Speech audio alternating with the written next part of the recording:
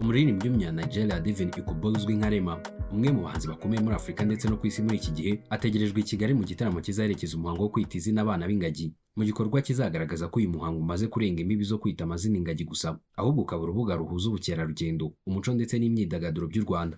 Rema azasusurutsa igitaramo kizabera muri BK Arena ku itariki ya 5 Nzeri muri uno mwaka turimo, umunsi uzaba ari ukurikiraho wo kwita izina abana b'ingagi, bizabera mu Kinigi mu karere ka Musanze. Ni igitaramo gitegerejwe mu gihe kwita izina muri uno mwaka turimo birimo gutegurwa nk'urukurikirane rw'ibikorwa bizamara iminsi, aho umushyitsi atazaza kureba umuhango wo kwita amazina ingagi gusa, ahubwo azagira amahirwe yo kwitabira ibitaramo, kumenya umuco w'u Rwanda ndetse no gusura ahantu nyaburanga hatandukanye mu gihugu cy'u Rwanda.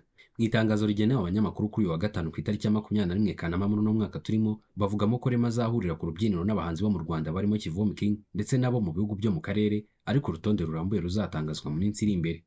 Rema si ubwa mbere agiye gutaramira abanyarwanda. Yaherukaga i Kigali mu Gushyingo mu mwaka wa 2021 ubwo yaririmbaga mu gitaramo cyasoje umukino wa basketball w'abakinnyi b'intoranywa muri shampiyona y'u Rwanda. Nyuma y'imyaka hafi 5 agarutse mu Rwanda afite izina rikomeye kurushaho mu muziki wa Afurika ndetse no ku rwego mpuzamahanga. Rema ni umwe mu bahanzi bagaragaje uburyo umuziki wa Nigeria by'umwihariko Afrobeat wakomeje kwigarurira amatwi y'abakunzi b'umuziki ku isi. Yamenyekanye cyane mu ndirimbo ya Iron Man, yaje no gushyirwa na Barack Obama wahoze ari perezida wa Leta Zunze Ubumwe za Amerika ku rutonde rw'indirimbo yakunze mu mwaka wa 2019. Kuva icyo gihe izina rya Rema ryakomeje kuzamuka ubudahagarara. Uyu muhanzi yavukiye mu mujyi wa Benin muri Nigeria. Mu mwaka wa 2018 yasubiyemo indirimbo Gucci Gang ya The Price, bituma uyu muraperi amwitaho ndetse amufasha kwinjira muri John Zeng World. Ni muri ubwo buryo Rema yatangiye kubaka izina rye nk'umwe mu bahanzi bakiri bato bafite ubushobozi bwo guhuza injyana ya Afurika ndetse n'amasoko mpuzamahanga. Mu mwaka wa 2019 yasohoye EP ye yamwitiriwe, ndetse indirimbo Dumebi ibimwe mu zamufashije kumenyekana cyane, aho yaje no kwegukana igihembo cya Next Rated muri Sound City MVP Award, igihembo gihabwa umuhanzi uba waragerageje kuzamuka ndetse no kugira ubushobozi bwo kuzategeka umuziki mu myaka iri imbere. Kugeza ubu Rema abarizwa muri Jang Zing World, label ifitanye isano na Marvin Record, imwe mu nzu zikomeye mu muziki wa Nigeria. Mu ndirimbo ze zizwi harimo Sound Gas, Spiderman, American Love, Jinjami ndetse n'izindi zitandukanye. Gusa nyuma y'izi ndirimbo zatumye amenyekana, ibikorwa bye bikomeza kumwinjiza mu marushanwa n'ibikorwa bikomeye ku rwego mpuzamahanga. Ariko kuba Rema ari uzasusurutsa igitaramo cyo kwita izina ntabwo ari inkuru y'umuhanzi gusa, ahubwo ni igice cy'ishusho nini y'uburyo u Rwanda rushaka gukoresha ibirori bikomeye mu guteza imbere ubukerarugendo bwacu. Mu myaka ishize kwita izina yagiye ihinduka igikorwa gifite ibikorwa byinshi biherekeza umuhango nyirizina. Umuhango wo kwita amazina abana b'ingagi uzaba ku itariki ya 4 Nzeri mu mwaka turimo, bibereye mu Kinigi mu karere ka Musanze. Ariko ibikorwa by'uyu mwaka ntibizagarukira aho gusa. Hari ibitaramo biteganyijwe mu karere ka Musanze ndetse no mu mujyi wa Kigali. Harimo ibitaramo bizabera kuri Stade Ubworoherane ku itariki ya 3 Nzeri, mu gihe ku itariki ya 5 Nzeri Rema azaba ari muri BK Arena ataramira abakunzi be. Abahanzi barenga 10 nibo bateganyijwe kuba bazaririmba mu bikorwa biherekeza kwita izina. Ibi bikaba bitanga ishusho y'uko umuziki wagiye uba kimwe mu bikoresho by'ingenzi mu gutuma ibirori bikomeye bikurura abantu benshi.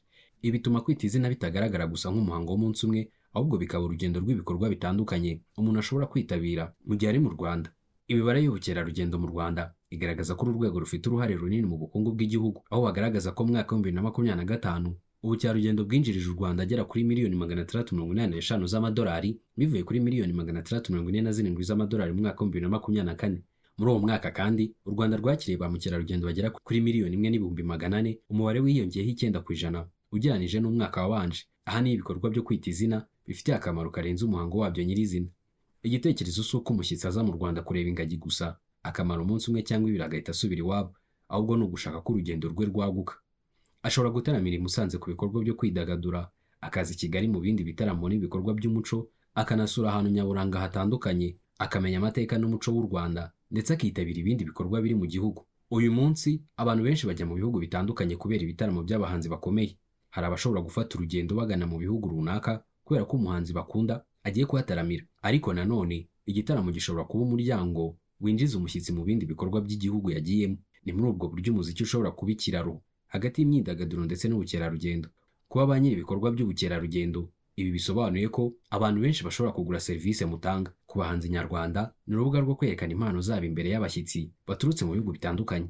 Kwita izina muri uno mwaka wa 2026 iratanga ishusho y'uko igikorwa cyatangire ku kwita amazina abana b'ingagi gusa cyagiye gihinduka urubuga runini ruhuza kubungabunga urusobe rw'ibinyabuzima, ubukerarugendo, umuco ndetse n'imyidagaduro. Ku itariki ya 4 Nzeri amaso azaba ahanzwe mu Kinigi ku muhango wo kwita amazina abana b'ingagi, ariko ku itariki ya 5 Nzeri umuziki uzaba wafashe iya mbere muri BK Arena, aho Rema azahurira n'abakunzi b'umuziki mu gitaramo kizaba kimwe mu bikorwa bikomeye bizaherekeza uyu muhango. Ariko hagati aho Musanze na Kigali bizaba bifite ibindi bikorwa bizatuma abashyitsi bagira impamvu nyinshi zo kumara igihe mu Rwanda.